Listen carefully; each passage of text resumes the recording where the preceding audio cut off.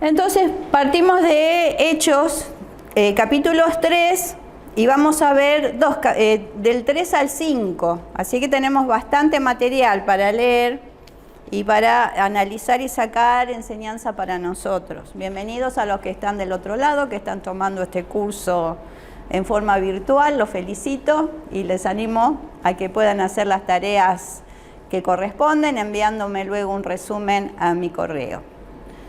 Muy bien, venimos haciendo un repaso, porque tuvimos las vacaciones de invierno. Vimos la venida del Espíritu Santo en Pentecostés, esa predicación poderosa de Pedro, a quien se la hace a distintos judíos que estaban en distintos lugares de la Roma, del Imperio Romano conocido, que todo eso que se produjo trajo un movimiento en el corazón de esas personas y les preguntaron a los discípulos y a aquellos que experimentaron eso tan poderoso, varones, ¿qué haremos nosotros? ¿No es cierto?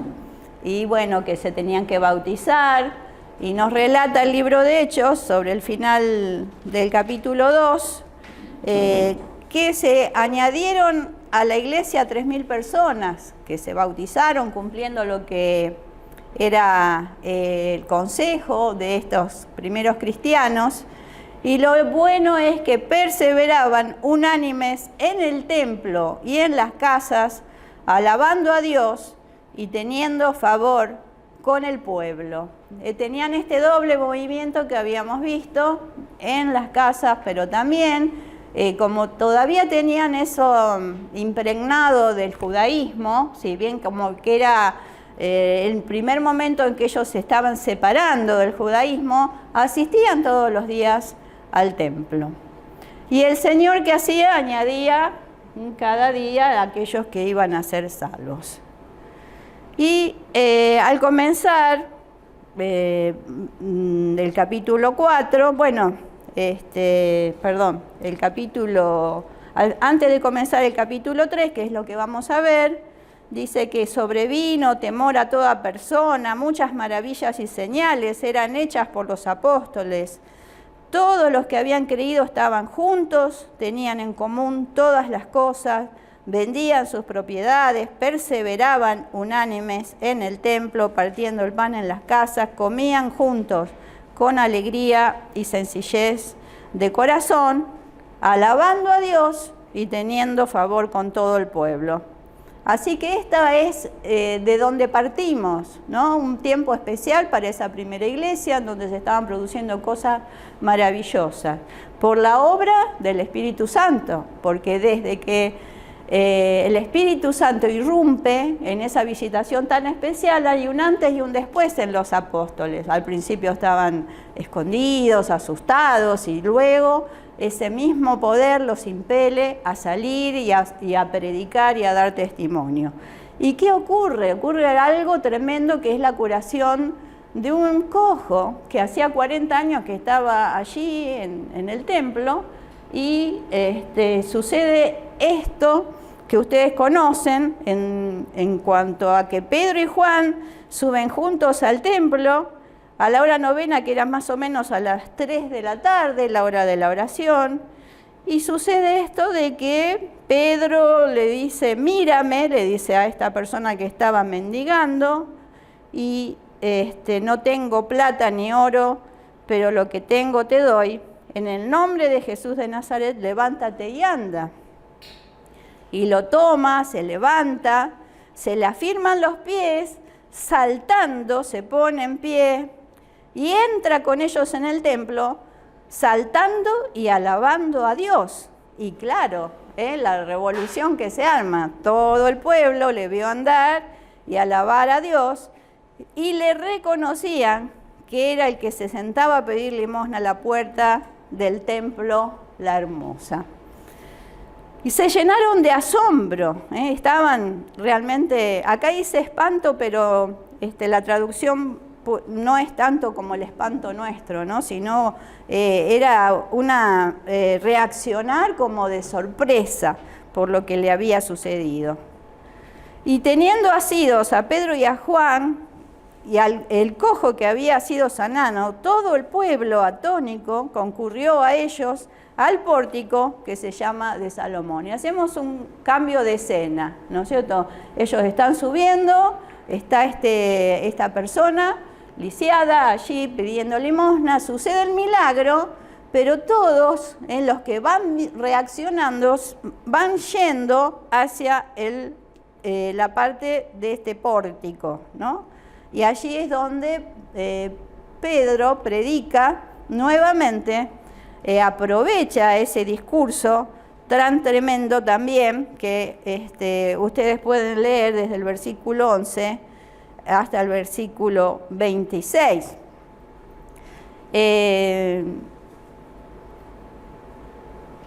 pasó allí? Se liberó el poder de sanidad de Dios, porque es interesante que él le dice en el nombre de Jesucristo de Nazaret.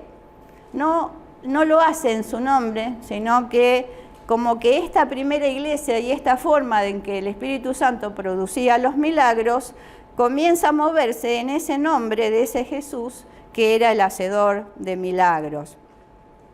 Y también es una expresión del poder y la presencia de ese Jesús vivo, el que usa Pedro, porque demuestra la continuidad del ministerio de Jesús. Jesús hizo milagros por su boca, pero ahora Pedro, remitiéndose al poder del nombre de Jesús, es donde se continúa todo el ministerio de Jesús. Ahora, Jesús no está el Espíritu Santo, pero también el Espíritu Santo usa instrumentos humanos para llevar adelante su obra.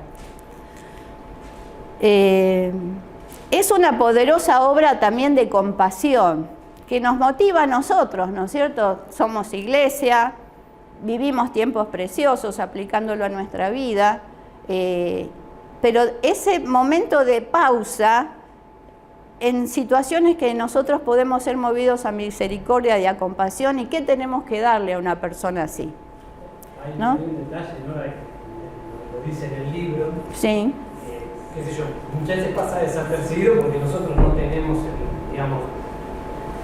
la puerta esa, la hermosa, era la puerta al atrio de las mujeres y pasaba por el tesoro del templo, o sea, el lugar donde se dejaban y obrar con misericordia era poner o dar la limosna. En este caso, no tengo más, no le dijeron, pero tengo esto.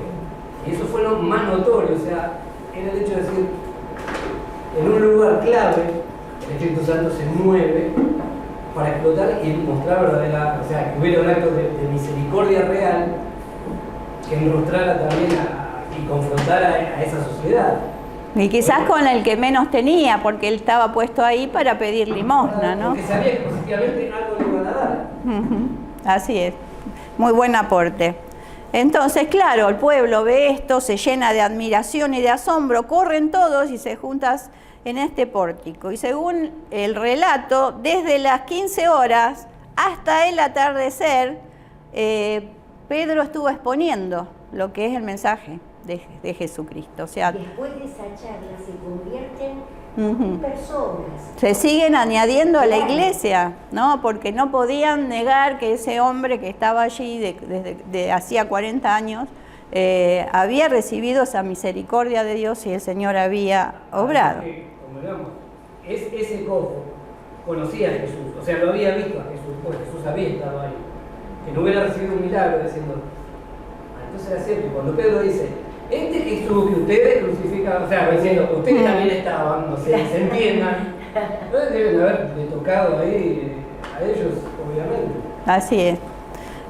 Siempre, a veces Gustavo explica, ¿no? Que cuántas veces Jesús habrá pasado por por el templo, por esa escalinata donde estaba esta persona lisiada, y habrá pensado, bueno, ya hay un tiempo para tu sanidad, ¿no? Pero esperó el tiempo de la visitación del Espíritu Santo de Dios.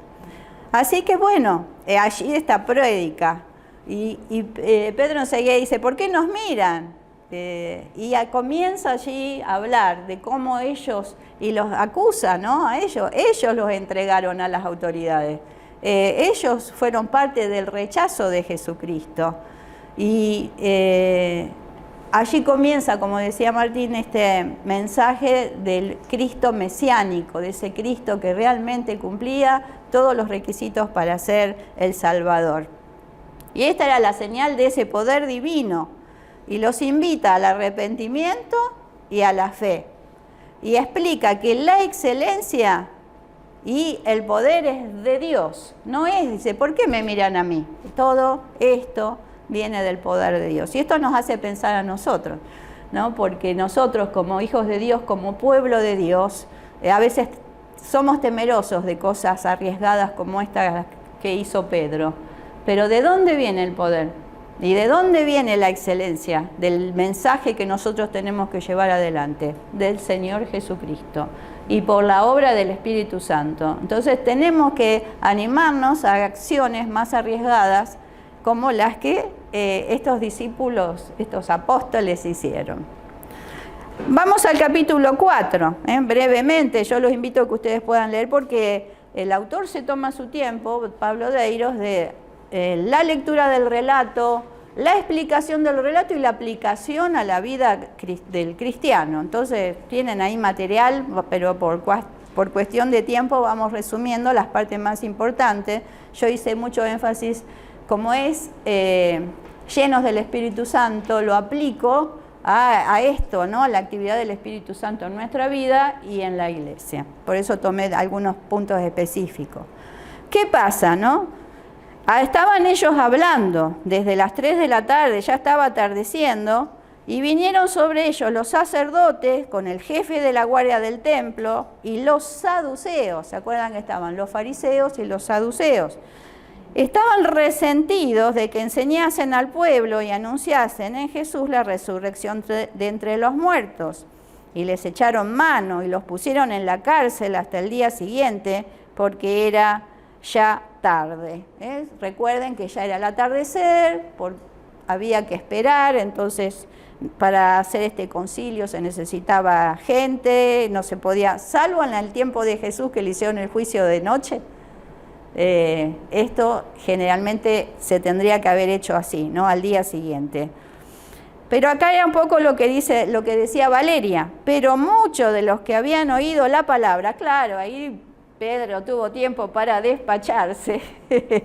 Muchos de los que habían oído la palabra creyeron, y el número de los varones era como de 5.000. ¿Qué sucedió, no? Pedro y Juan arrestados, pasan la noche en la cárcel. Los religiosos muy disgustados. ¿Por qué? ¿Por qué los saduceos en especial? Porque los saduceos no creían en la resurrección. Y les molestaba que los apóstoles dijeran que Jesús era el resucitado y era el Mesías que cumplía, ¿no? Entonces, toda la aristocracia religiosa y política de Jerusalén se había reunido en esa mañana para hacerle las preguntas necesarias. Estaban enojados. ¿Con qué poder? ¿O en nombre de quién hicieron ustedes eso? Y allí Pedro se despacha también. Toma la palabra, ¿no es cierto? Y comienza, al igual que en Pentecostés su discurso y en el pórtico de Salomón su discurso, ¿qué dice? Lo hace lleno del Espíritu Santo, ¿no? Entonces, dice el versículo 8, Pedro, lleno del Espíritu Santo, les dijo, ¿no? Como que hay una nueva autoridad, un posicionamiento diferente. Ellos que se escondían ahora están dando este testimonio. Y fíjense también la cantidad de autoridades que van, porque estaban preocupados. Los gobernantes, los ancianos, los escribas, el sumo sacerdote, que eran las figuras judías, las figuras políticas, ¿no? Las figuras del templo, Juan, Alejandro, y todos los que eran de la familia de los sumos sacerdotes. Allí tenemos todo un grupito de gente de mucho peso, y Pedro no le interesa. Él sigue adelante con esta oportunidad que tiene de hablar de ese poder que hay en Jesucristo, Y dice, hoy se nos interroga acerca del beneficio hecho a un hombre enfermo, de qué manera éste haya sido sanado, pero sea notorio a todos vosotros y a Jerusalén de vuestra doctrina, y a todo el pueblo de Israel, que en el nombre de Jesús de Nazaret, a quien vosotros crucificaste y a quien Dios resucitó de los muertos, por él y por este hombre está en vuestra presencia sano, por el cojo. Este Jesús es la piedra reprobada, y bueno, sigue todo ese discurso largo en donde él aclara bien todo como una especie de teología de la obra de Jesús y de lo que ellos hicieron con ese Cristo, ¿no? Antes el Sanedrín, que era un consejo bastante difícil de ponerse frente a ellos, frente a todas las autoridades, él, sobre todo Pedro, que es la figura en estos primeros capítulos de Hechos, la figura es Pedro, recuerden que habíamos dado en la introducción, y la segunda parte es Pablo, pero en esta parte Pedro habla con denuedo. Esto es obra del Espíritu Santo. Esta transformación no la puede ser otro que no sea el Espíritu Santo. A tal punto que todas estas autoridades se maravillaban. Encima, lo veían a él, que era un hombre aparentemente pescador, que tendría conocimientos de la ley, de la Torá, porque, digamos, hasta la preadolescencia todo judío estudiaba la palabra, pero no de esas escuelas rabínicas. Entonces, de repente lo encuentran allí y se maravillaban por ellos y miraban hacia la derecha el cojo, sano, totalmente liberado de ese yugo, ¿no? Entonces era un tiempo muy especial. Les llamó también la atención la osadía con que hablaba y quedaron impresionados y quedaron boquiabiertos a tal punto de que no saben qué decisión tomar.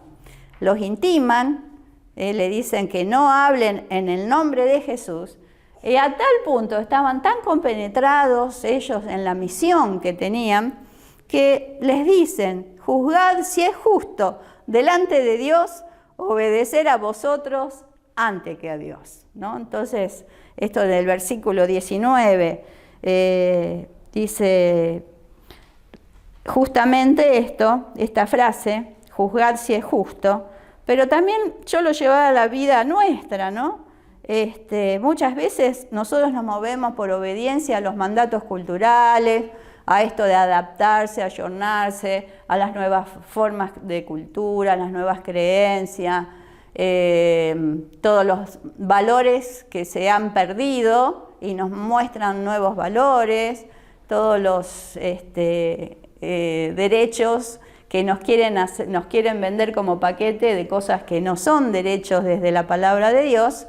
Y yo decía, para nosotros, juzguemos si es justo obedecer a esta cultura que está contra Dios y contra el mundo antes que a Dios, ¿no? Hacemos esta salvedad. ¿Cuál es nuestra misión? ¿Y a qué somos llamados? La misión es justamente lo que hacía Pedro, cualquier oportunidad que tenía frente a todo el pueblo y ahora frente a las autoridades que lo confrontan, ¿no es cierto? ¿Con qué autoridad lo hace? Él no tiene problema. Y si nosotros también, aquellos que tienen posibilidades de llegar a los medios, dar una voz profética de las cosas que no están bien dentro de nuestra cultura y manifestar que nosotros obedecemos primero a Dios, no a la cultura de los hombres y a los inventos chinos que están haciendo ahora con todas las cuestiones estas, ¿no? Y fíjense qué interesante en este relato, es como una lucha de poder, todas las autoridades, en qué nombre y con qué autoridad, y Pedro se manifiesta con tal autoridad que dice acá que el poder de Dios venció.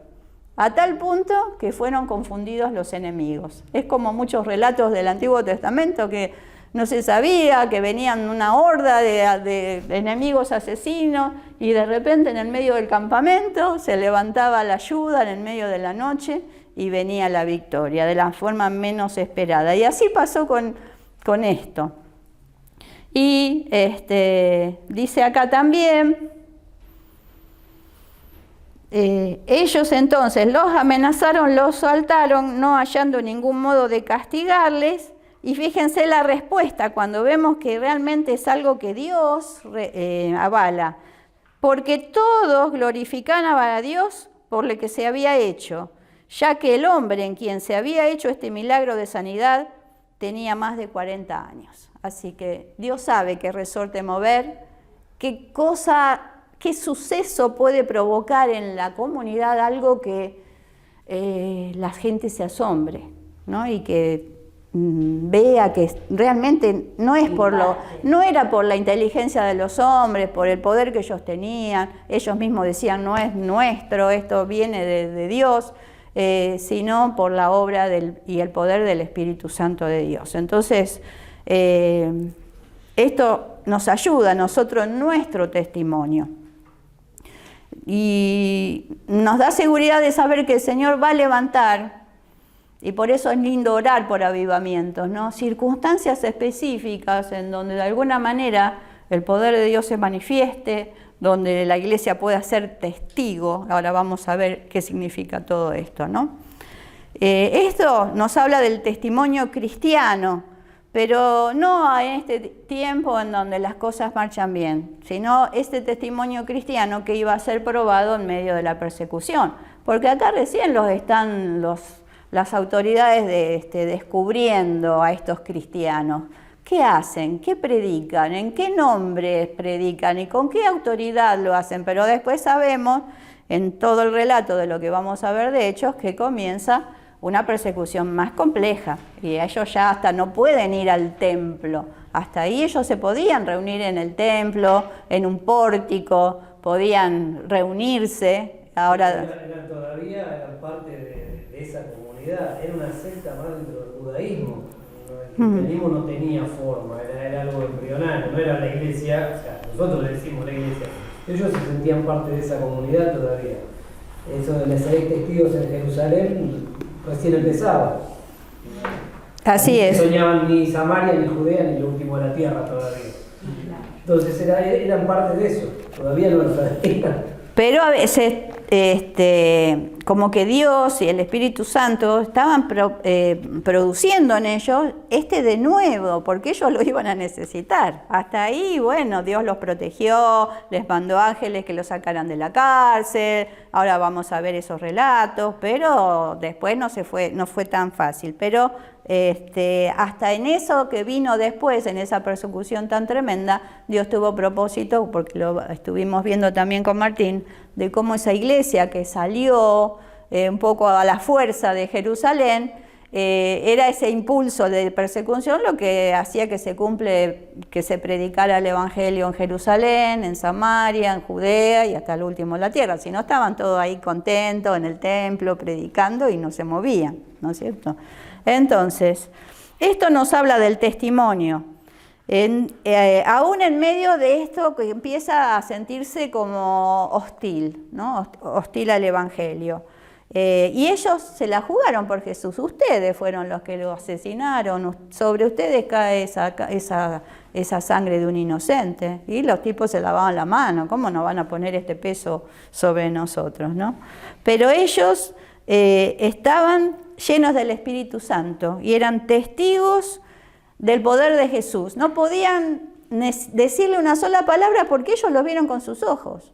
Ellos fueron ese testigo directo del milagro de la resurrección de Jesús, del milagro y el poder de Jesús actuando en sus vidas, y luego del milagro y del poder del Espíritu Santo en su derramamiento, ¿no es cierto? Entonces, este poder de Cristo, ¿qué les había dicho? Que ellos podían sanar, liberar, salvar en su nombre. Y ellos lo que tenían que ser era testigos leales a ese mensaje. Y así fueron. Desde el comienzo de la iglesia ellos fueron así. Y frente a cualquier dilema como no prediquen más porque van a ser castigados, se les prohíbe hablar de Cristo. Frente a este dilema ellos fueron valientes y dijeron: juzguen ustedes si corresponde esto, no corresponde. Y las personas estas se quedaron asombradas, no sabían qué decir. Y frente a un dilema, me gustó esto que sucedió con Martín Lutero, lo tienen en el libro en la página 128. Dice que él en un momento está citado por el Papa por todas estas ideas revolucionarias que él tenía, y Lutero se mantuvo firme porque quería que se retractara de las cosas que había escrito sobre la sola fe, la gracia, porque en ese momento era como que de alguna manera se exigía que se pagara ciertas reliquias o ciertos actos que había que cumplir para tener la salvación. Y Lutero se mantiene firme, ¿no? Y dice esto, el relato: como pues vuestra santísima majestad y vuestras señorías pedís una respuesta simple, la daré de un modo que no sea ni cornuda ni dentada, por un demonio o por un bicho de esos, ¿no? Si no me convencen mediante el testimonio de las Escrituras o por un razonamiento evidente, entre comillas, puesto que no creo al Papa ni a los concilios solos, porque consta que han errado frecuentemente y contradicho a sí mismos, quedo sujeto a los pasajes de las Escrituras aducidos por mí, y mi conciencia está cautiva de la palabra de Dios. No puedo ni quiero retractarme de nada, puesto que no es prudente ni recto obrar contra la conciencia. Y que Dios me ayude. ¿No? Tremendo.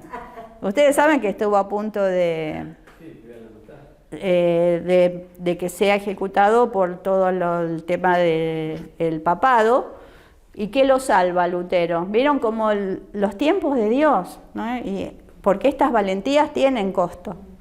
A veces Dios salva, a veces te cortan la cabeza, ¿no? Como más de uno en el tiempo de la Inquisición, más de unas cuantas mujeres de fe las quemaron en la hoguera como brujas, porque ellas tenían una visión renovada de la palabra, o así como Lutero tuvo un cuidado especial porque Dios tenía planes para él, muchos también fueron ejecutados, ¿no? Por causa de su fe.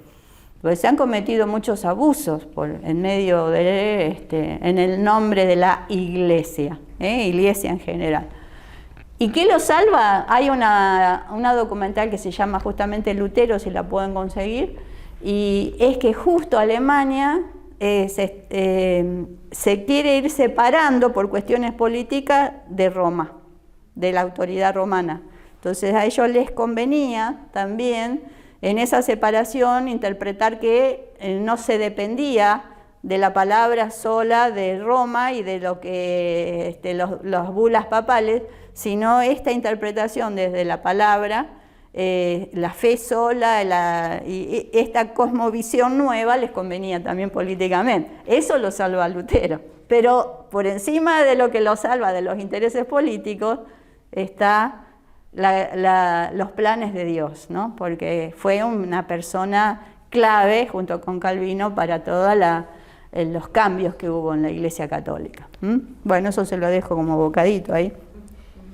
¿Y qué pasa entonces? Cuando los liberan, volvemos al relato, pero fíjense, ¿no? Frente al dilema, mantenerse firme. Aunque venga la amenaza, mantenerse firme. Y los dejan salir. Ahora pasamos a ¿qué hacen ellos? El versículo 23. Puestos en libertad, vinieron a los suyos y contaron todo lo que los principales sacerdotes y los ancianos les habían dicho.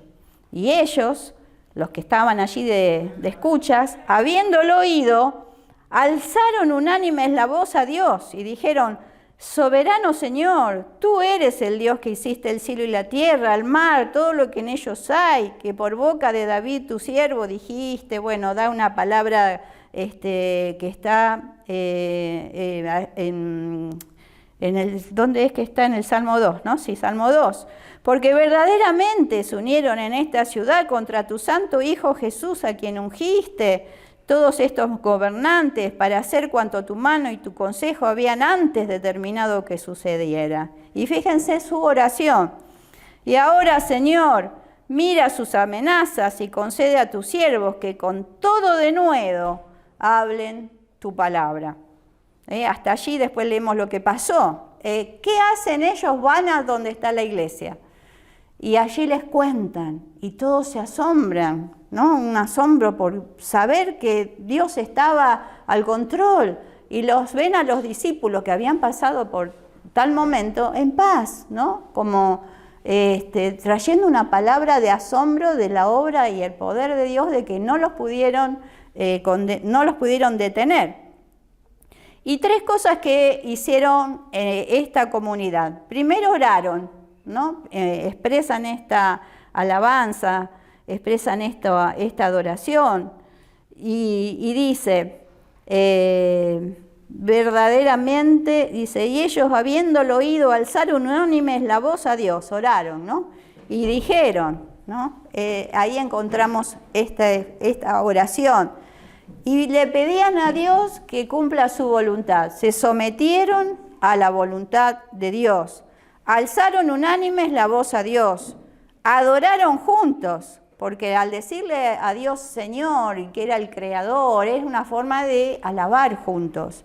También pidieron juntos. Y este soberano Señor, explica el libro, que la palabra es déspota, ¿no? Como nosotros no nos gusta la palabra. Pero ¿qué significa? Que ellos reconocían la absoluta dependencia de Dios y su absoluta sumisión a Dios. Por eso le decían así, ¿no? Soberano Señor, es como una figura que está más allá de toda decisión o elección de cada uno, sino que Él es el soberano. Es un reconocimiento también. Ellos no tenían nada que temer, porque reconocen que Dios es el creador del cielo, de la tierra, y si Él hizo todas las cosas que son visibles, ¿cómo no va a tener control de aquellas cosas que las manejan los hombres, ¿no? Si tienen un Dios tan grande? Y explica esto del Salmo, ¿no es cierto? Se reunieron, es un salmo que expresa eso que iba a suceder con el Cristo, que iba a ser violentado, que iba a ser maltratado. Se reunieron los reyes de la tierra contra el Señor y contra su Cristo. Y también esto habla de una responsabilidad que cada ser humano tiene frente a la revelación de ese Cristo, de ese Señor y de ese Mesías. Ellos tuvieron la oportunidad de conocerlo, ¿no? De conocer a ese Mesías y a ese Cristo, pero lo rechazaron. Es una cosa que es propia del Evangelio, ¿no? El Evangelio es buena noticia, ¿para quién? Para aquel que cree, pero es condenación para el que no cree. Y acá un poco es esto, ¿no?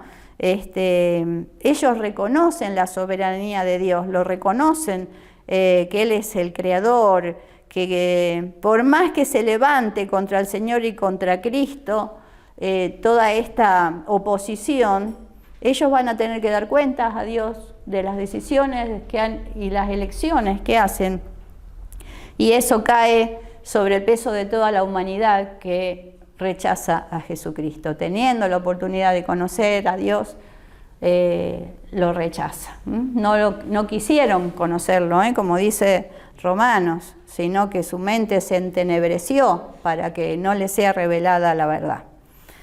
Y por último, piden que Dios juzgue esa situación, que mire sus amenazas, es como decirle, mira, Señor, acá está mi vida, esto es lo que yo quiero hacer, esta es la misión que vos me diste, y mira lo que está pesando, mira esas amenazas, se te cargo vos. Y muchas veces, no sé si a ustedes les ha pasado, pero muchas veces yo he orado así, ¿no? Mirá esta situación, Señor, ¿yo qué puedo hacer frente a esto? Pero vos lo ves, ¿no? Y vos actuás en base a esto. Y lo interesante es que ellos le pidieron que les concediera la capacidad sobrenatural de continuar hablando la palabra de Dios sin temor alguno. Eso quiere decir denuedo, ¿no? Que con denuedo hablemos tu palabra. ¿Qué pasaba si ellos hablaban? Estaban intimidados, que no hablaran, que callaran, que no mencionaran a Jesús. Sin embargo, ellos le piden a Dios denuedo para comunicar ese mensaje, que no se iban a acatar. Iban a obedecer a Dios, pero no iban a obedecer a los hombres.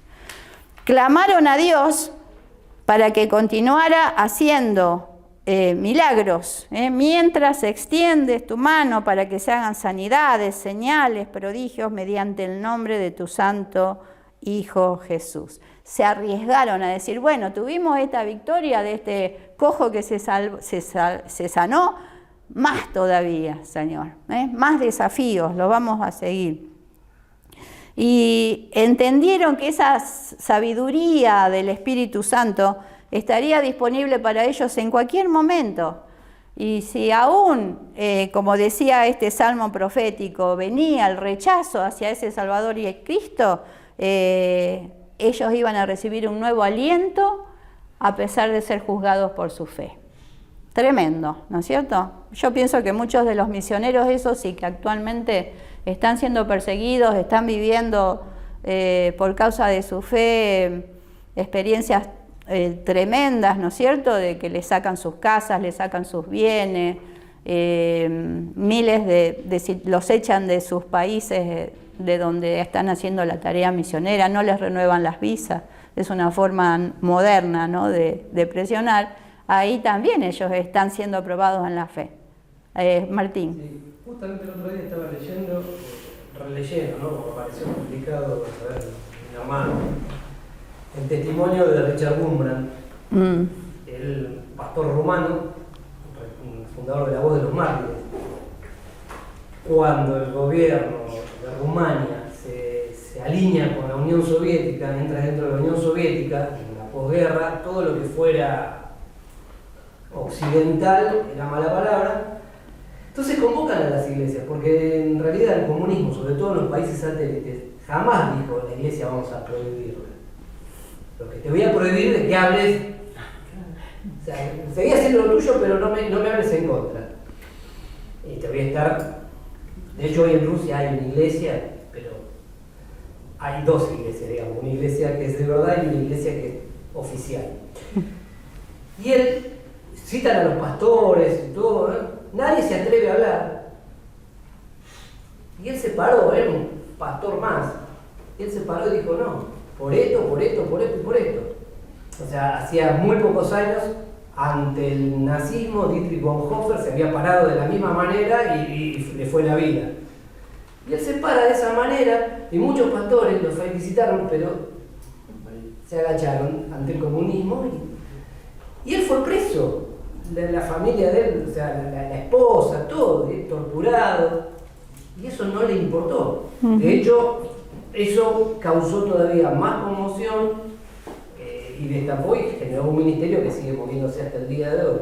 Entonces, a veces son esas cosas, son precios, ¿no?, que se pagan, en este caso de un gobierno. Y a veces, cuando vos decías lo de Lutero, muchas veces las persecuciones son del movimiento mismo dentro de la propia iglesia, donde el Espíritu Santo se mueve de una manera que uno no puede contenerla. Y muchas veces hay ciertas casillas que Él las rompe y que nosotros tenemos a encerrarlas, tenemos que estar atentos también. Amén. O sea, ¿qué les tiene que quedar claro? Estamos viendo la persecución. La persecución en esos tiempos, la persecución sigue ahora. Y aparentemente, por las cifras que hay, estamos teniendo un montón de mártires cristianos, tanto como en otras épocas, pero está todo como tapado, velado, ¿no? Y no se da a conocer todo esto. Y más todo lo que se experimenta en culturas que son hostiles al Evangelio, ¿no? Como él dice, todo vedado, pero está. Pero yo lo que quiero que les quede, que hay una sabiduría de parte del Espíritu Santo que siempre va a estar disponible para nosotros a la hora de ser juzgados por nuestra fe. El Espíritu Santo está. Y si hay propósito de Dios para que nosotros sigamos con la misión, contra viento y marea, Él nos va a permitir hacerlo. A Él también le decían el contrabandista de Dios y metía Biblia en forma de contrabando como loco, con el riesgo también de ser castigado, ¿no? Entonces, y de esto, como les digo, de contrabandear Biblias, un montón de circunstancias de personas que se la han jugado por el Evangelio, obedeciendo a Dios antes que a los hombres, como decíamos recién. Pero otra de las cosas que le tiene que estimular frente a la persecución, Clamaron a Dios, dijimos, oraron, pidieron denuedo, dijeron, hacete cargo de las amenazas. Y cuando terminaron de orar o hubieron orado, el lugar en que estaban congregados tembló y todos fueron llenos del Espíritu Santo y hablaban con denuedo la palabra de Dios. Fíjense cómo el Señor, tan fiel, ni terminaron de pedirle señales, que el Señor les manda la señal. Este es el camino, ¿no? Andad por él. Porque volvieron a experimentar esa sensación tan tremenda de la visitación del Espíritu Santo, una vez más, como en Pentecostés. Nuevamente, un nuevo Pentecostés.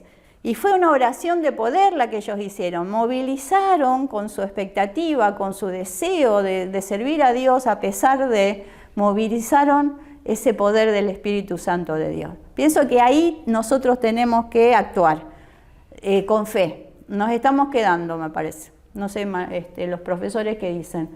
Nos estamos achicando frente al desafío que tenemos. Tenemos que ser más osados. A veces es el hecho de decir, uno no nos damos cuenta, porque somos como la ilustración esa del elefante y la soga. Que ya se acostumbró a estar ahí esclavo. La soga es ridícula para un elefante, pero él no se va a mover porque desde chiquitito lo estuvieron atado con esa soga.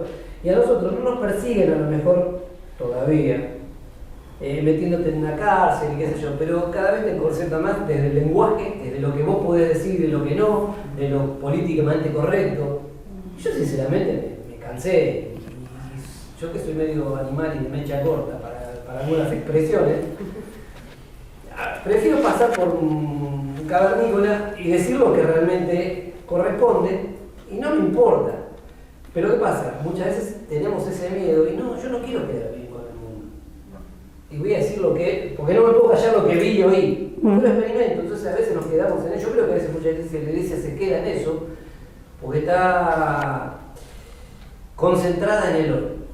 En el aquí y ahora mío, lo que necesito en el chiquitaje. Y a lo mejor ellos lo que querían era hablar de la obra mesiánica, de ese mensaje de decir, esto es eterno, esto lo que tenemos va más allá de estas circunstancias.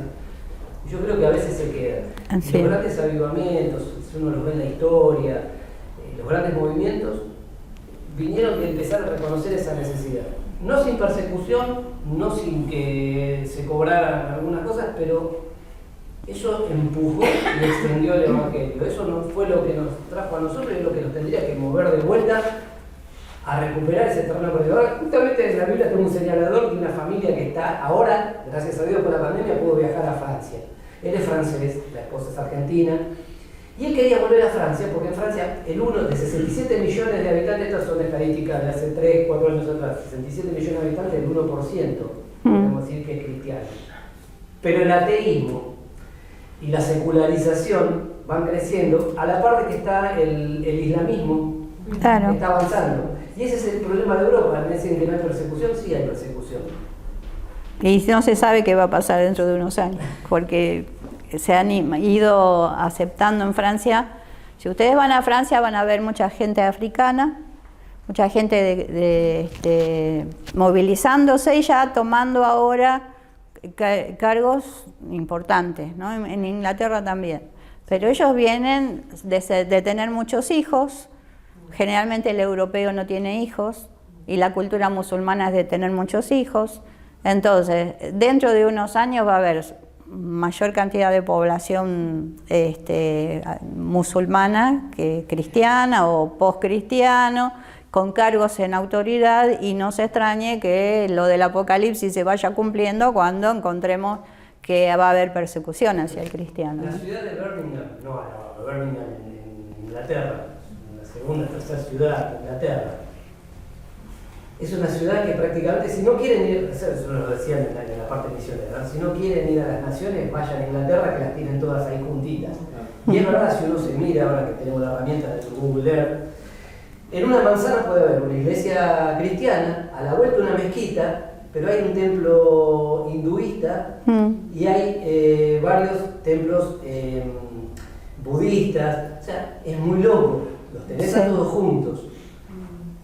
Hay algo cultural, los y los indios han vuelto en la guerra, diciendo, ustedes nos juzgaron colonialmente, ahora nosotros les vamos a invadir. El envejecimiento de Europa es un problema. Y pensemos esto, hubo un avivamiento. La primera conferencia misionera del siglo XX fue en Edimburgo. Y de ahí salió parte de lo que es la iglesia bautista también acá, la iglesia, la Unión Evangélica acá, parte de los hermanos libres. Hoy Escocia tiene muy poco testimonio cristiano, pocas iglesias fuertes.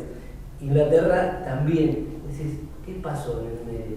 La iglesia es perseguida y no nos damos cuenta porque es perseguida silenciosamente. Amén, así es. Así que bueno, pero fíjense esto que estábamos viendo, ¿no? Como una iglesia, en este caso esta iglesia, a pesar de las amenazas, a pesar de esta exigencia de obediencia, decide obedecer a Dios. Y cómo Dios confirma, ¿no? Luego de orar el lugar tembló, todos fueron llenos del Espíritu Santo y hablaban con denuedo la palabra. Y fíjense cómo Dios confirma, especialmente en lo que decía Martín, en esta función misionológica. Era como que Dios le decía, ustedes sigan adelante con la misión, prediquen el Evangelio, prediquen a Jesucristo, que yo voy a estar con ustedes y este poder que ustedes son testigos los va a acompañar. Y hay unas preguntitas en la página 132 que me gustó mucho. Así como esta primera iglesia respondió de esta forma a este dilema que tenían, obedecer a Dios, obedecer a los hombres en esta amenaza. Sobre el final, dice, debemos esperar que todos seamos llenos del Espíritu Santo para un servicio especial de proclamación de la palabra de Dios sin temor alguno. O sea, esto es lo que nosotros tenemos que lograr en la iglesia evangélica cristiana a nivel general, tanto los que están en estos países que decía Martín, como nosotros. Predicar, proclamar la palabra de Dios sin temor. ¿De qué manera entonces el cuadro, lo encontraron, de la iglesia primitiva que se presenta en estos versículos? Al final es casi. Se ve reflejado en mi iglesia hoy. Pensemos en nuestra congregación. ¿Por qué no pensar? ¿Cómo estamos respondiendo a la misión? ¿Cómo vemos este cuadro de la iglesia primitiva? ¿Cómo lo tomó a toda esta situación? ¿Y qué hacemos nosotros? ¿En qué podríamos mejorar? El trimestre que viene vamos a tener una materia que habla de la misión. Así que vamos uniendo toda esta que aprendimos desde el servicio, ahora desde ese impulso del poder del Espíritu Santo, aplicado a la misión que tenemos, ¿no? Influenciar, bueno, es nuestra misión, influenciar, ser sal y luz. Somos una iglesia en oración, porque ustedes vieron, lo primero que hizo la comunidad que estaba compungida por estas amenazas, se reúne y ora. Pero no ora, ay, cuídame, bendecime, ayúdame. No, Señor, dame de nuevo, permitime que con una nueva forma yo pueda seguir adelante con la misión. Somos una iglesia llena del poder de Dios. Me parece que ahí hay que hacer el ajuste. No el poder soy yo, ¿no? El poder que Dios, mi Dios, ejerce cuando yo soy un canal. ¿Y por qué no orar con esta autoridad por un enfermo, por una persona en angustia? ¿Por qué no? Decir, ay, voy a orar por vos. Orá, hermano, agarrarlo ahí, poner la mano, orás en ese momento en la calle, en donde sea. Yo hago así con una vecina mayor, que empecé a hablarle cuando mi mamá estaba mal y la veía a ella. Le decía, mirá, mi mamá esto, sí, ella, sí, pero mirá, nosotros tenemos... Y bueno, y la veo en la calle, la veo decaída, le pongo las manos, oro, no me importa que me vean. Y bueno, ¿por qué no usar esto que tenemos, ¿no es cierto? Este denuedo que Dios pueda traer a nosotros. ¿Somos esta iglesia llena del poder de Dios? No será posible, dice acá el autor, hablar con denuedo la palabra de Dios si la paz, la petición y el poder no son parte de nuestra experiencia como comunidad de fe. Ejerzamos todas estas cosas preciosas que tenemos a nuestro alcance y que el Espíritu Santo de Dios nos lo ha puesto. Seguimos.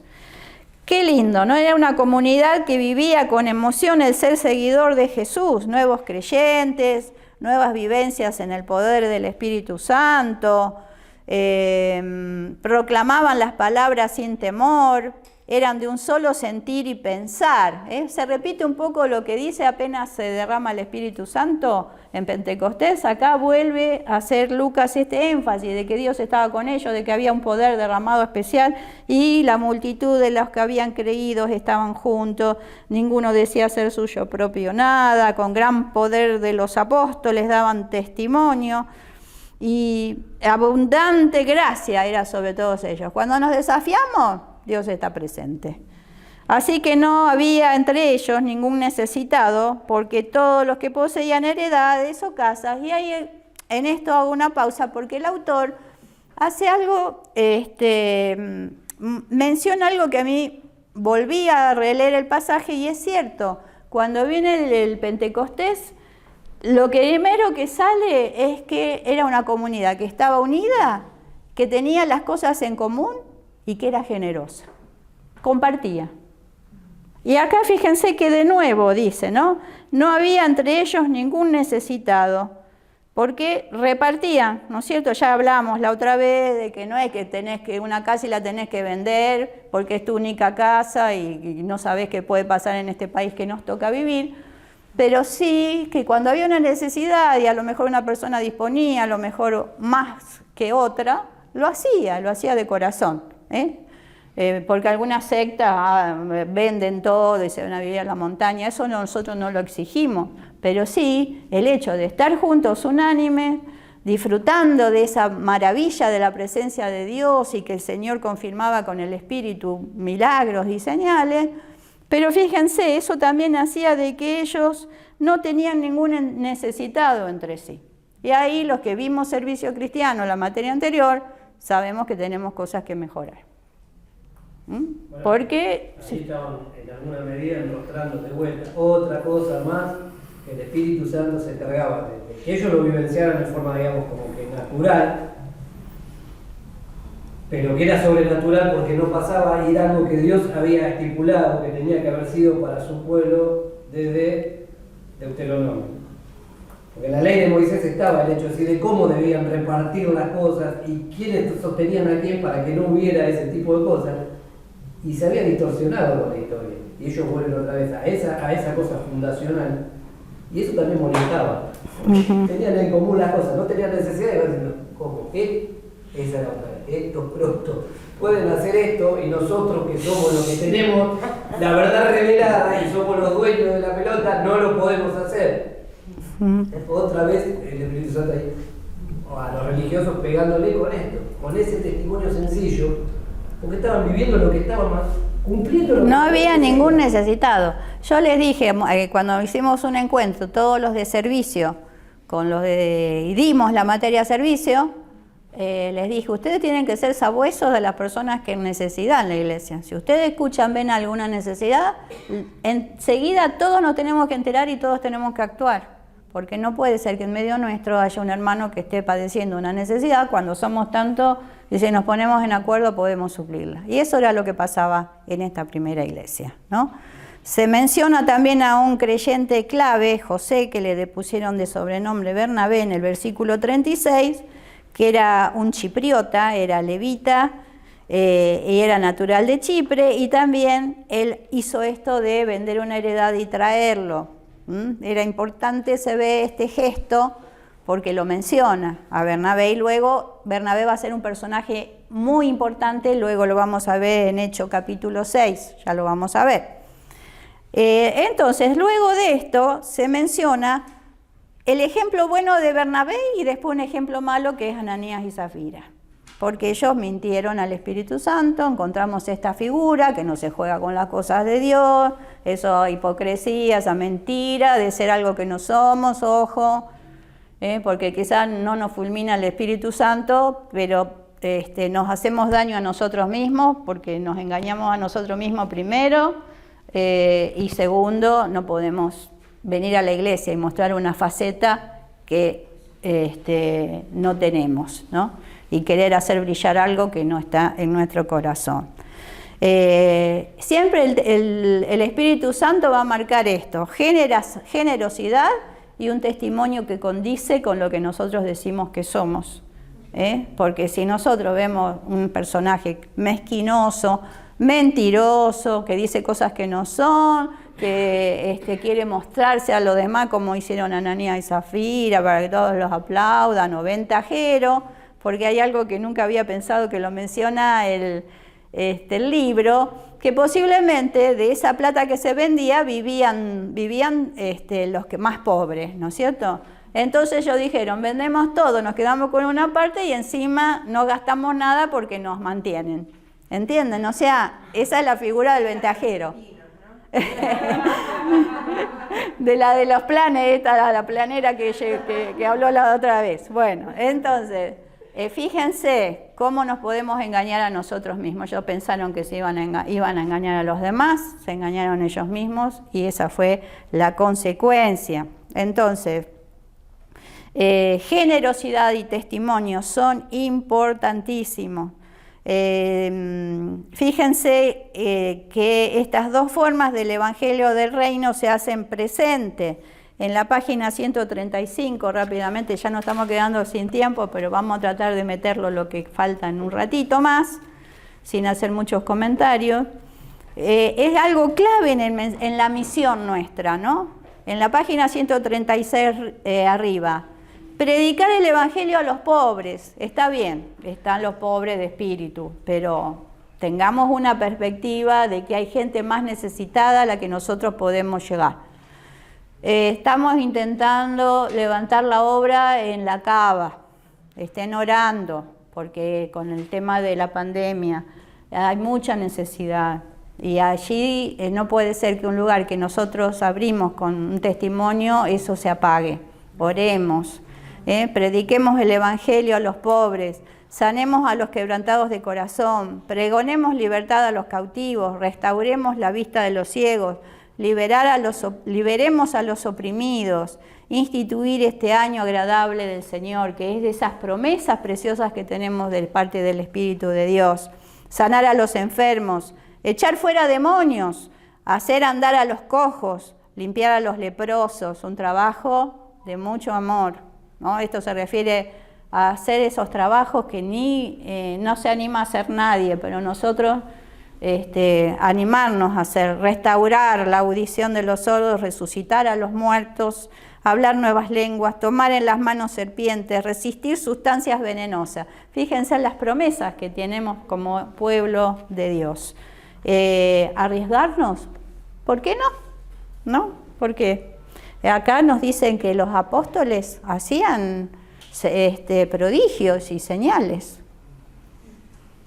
Se acabó. Algunos dicen que son cesacionistas, ¿no? Que todo esto se produjo hasta que la iglesia tomó su espacio de iglesia cristiana y que después cesaron estos dones.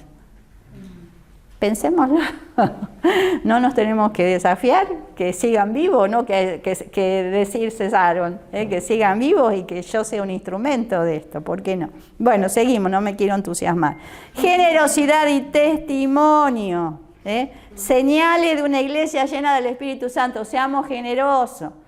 Todo está bárbaro hasta que le decía a un hermano que tiene que poner la mano en el bolsillo para poner un peso extra. Ahí se prueba al hermano ese, que se llena la boca, o la hermana, ¿no? Las dos veces que el Espíritu Santo irrumpe, ya les dije, trae primero unidad, pero también ese repartimiento de lo que a mí me sobra o lo que yo tengo, puedo cubrir la necesidad del otro. Y todo este pasaje es una dura advertencia contra la avaricia y el apego a los bienes materiales. Con Esther hicimos una enseñanza en intercesión, esto, ¿no? De que cuanto más generoso es tu corazón, dar aún lo que no tenés, más el Señor hace crecer tu espiritualidad. No solamente que no te hace faltar nada Y vos decís, uy, pero esto es lo único que tengo, a lo mejor. Vos lo das si el Señor te lo muestra y el Señor te bendice y hasta te sentís espiritualmente fortalecida. Es una cosa que está muy relacionado. Fíjense que las 2 veces que el Espíritu Santo es derramado, las 2 veces habla de esto, de que repartían y que no había necesidades entre ellos. Wow. Bueno, para pensar. Seguimos. Entonces, los apóstoles, bueno, cuando pasa lo de Ananías y Zafira, hay un gran temor sobre toda la iglesia y los que oyeron estas cosas. Entonces, el autor del libro dice que a veces decimos, uy, qué drama esto, qué terrible lo que pasó dentro de la parte interna de la iglesia. Mirá lo que se mandaron estos hermanos y mirá las consecuencias, ¿no? Pero en vez de hacer un drama, aún eso Dios se glorifica. Porque todo esto que pasó trajo un nuevo despertar en la iglesia, como dice acá, y vino gran temor sobre toda la iglesia. Y por la mano, y enseguida en el versículo 12, y por la mano de los apóstoles se hacían muchas señales y prodigios en el pueblo, y estaban todos unánimes en el pórtico de Salomón. Allí se reunían, predicaban con fuerza, no les importaba que estaban las amenazas, y los que creían en el Señor aumentaban más. Gran número de hombres como de mujeres. Fíjense que acá ya se empieza a abarcar en la iglesia a la mujer, ¿no? Lucas, el que escribe este relato, menciona también a las mujeres. Y dice tanto que sacaban a los enfermos a las calles, les ponían en las camas, los lechos, ¿no? Ponían en las calles, para que al pasar Pedro, a lo menos su sombra cayese sobre alguno de ellos. Y aún de las ciudades vecinas, muchos venían a Jerusalén trayendo enfermos y atormentados de espíritus inmundos, y todos eran sanados. Fíjense, qué desafío, qué tremendo. No vamos a estar discutiendo por la sombra de Pedro se sanaban los enfermos. No lo vamos a estar discutiendo, pero eso como que las personas habían sido testigos, ¿no? De algo tan tremendo como fue la obra de estos apóstoles, porque no solamente de Pedro, dice que todos los apóstoles hacían estas señales y estos milagros, ¿no? Entonces, que los motivaba la fe, a tal punto que se movilizó todo esto desde los pueblos vecinos. Seguimos rapidito y terminamos. La secta de los saduceos, ¿qué pasó? Se puso celosa, se llenaron de celos, porque claro, ellos no le ofrecían nada al pueblo, le ofrecían una religiosidad vacía, seca, y en cambio acá veían que en el pórtico de Salomón, ¡wow!, todo lo que pasaba allí, ¿no? Milagros, señales, prédica, gente que venía y se era sana, y claro, le agarró los celos. Pusieron en la cárcel pública a los apóstoles. Acá habla en general, no habla de Pedro o alguien especial. Pero ¿qué pasó? Un ángel del Señor abrió las puertas y los sacó. Y fíjense, la misión. Ir y puestos en pie en el templo, le dice el ángel, anuncien al pueblo todas las palabras de esta vida, ¿no? También, ¿no? Los ponen en la cárcel, parece que al atardecer, celosos, y ellos, el ángel los rescata, y a la mañana enseguida fueron de nuevo al pórtico y enseñaron. Y a la misma mañana que ellos estaban enseñando en el templo, estaba el concilio reuniéndose para ver qué iban a hacer con estos locos, ¿no? ¿Y qué pasa? Los mandan a buscar a la cárcel y les mandan a decir, no están.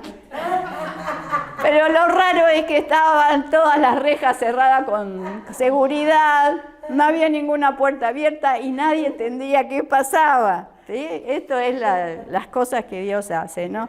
A tal punto que dice que los religiosos dudaban de qué vendría a parar todo aquello. Diciendo, ¿y acá qué va a pasar? Si mandamos a llamar a esto que queremos enjuiciar y no están. Hasta que les avisan que estaban enseñando en el templo. Dice que los trajeron sin violencia por temor al pueblo. Claro, ustedes imagínense, estaban sucediendo todos estos milagros de todos los apóstoles. Venían y gente de afuera los traía aparentemente se pasaba que había señales y prodigios, más la enseñanza, porque se imaginan que Pedro estuvo desde las 3 horas hasta el atardecer hablando, después esos mensajes que tenemos acá, relatos extensos de cómo él predicaba. Ahí era una revolución y de repente, ¿no es cierto? Dudaban de qué vendría a parar todo eso. Y tenían temor porque los sacan de allí y los traen a juicio. Y allí en el juicio los confrontan y les dicen, ¿no les mandamos estrictamente que no enseñasen en ese nombre? Y ellos mismos pisan el palito porque dice, habéis llenado a Jerusalén con esa doctrina. Y aquí nos queda un registro histórico de la tarea apostólica y de la primera iglesia, que ellos se ocuparon de que toda Jerusalén de ese momento, que no era poca cosa porque era una ciudad interesante, pudiera conocer la doctrina cristiana. ¿Y qué dijeron ellos en su defensa? Y con esto terminamos. Pedro y los apóstoles dijeron, es necesario obedecer a Dios antes que los hombres. Nuevamente. Y le dice, a Dios ha levantado a Jesús como príncipe y salvador para dar a Israel arrepentimiento y perdón de pecados. Y nosotros somos testigos suyos de estas cosas. Y también el Espíritu Santo, el cual ha dado Dios a los que le obedecen. ¿No vieron cómo hacen un evangelio integral e incluso ya citan al Espíritu Santo, que no era algo común?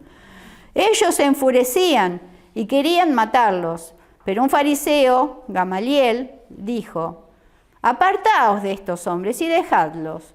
Si esta obra es de hombres, se desvanecerá. Mas si es de Dios, no la podremos destruir. No sean tal vez hallados luchando contra Dios. Y sí, los azotan porque había que tener una justificación. Nuevamente los intiman que no hablen en el nombre de Jesús, pero los liberan. ¿Y ellos cómo salen? Y este es el cierre glorioso. ¿Se imaginan los azotes? ¿Se imaginan? Lo hemos visto en las películas de Jesús, todo ensangrentado, el sufrimiento, porque al decir, bueno, los azotaron, queda ahí, pero nos imaginamos, ¿no? Nos imaginamos cómo queda su cuerpo. Pero ellos salen gozosos de haber tenido por dignos de padecer afrenta por causa del nombre. Gloria a Dios, ¿no? Gloria a nuestro Dios por estas personas que nos antecedieron y nos dejaron ejemplo. ¿Y qué hicieron? Todos los días en el templo y por las casas no cesaban de enseñar y predicar a Jesucristo.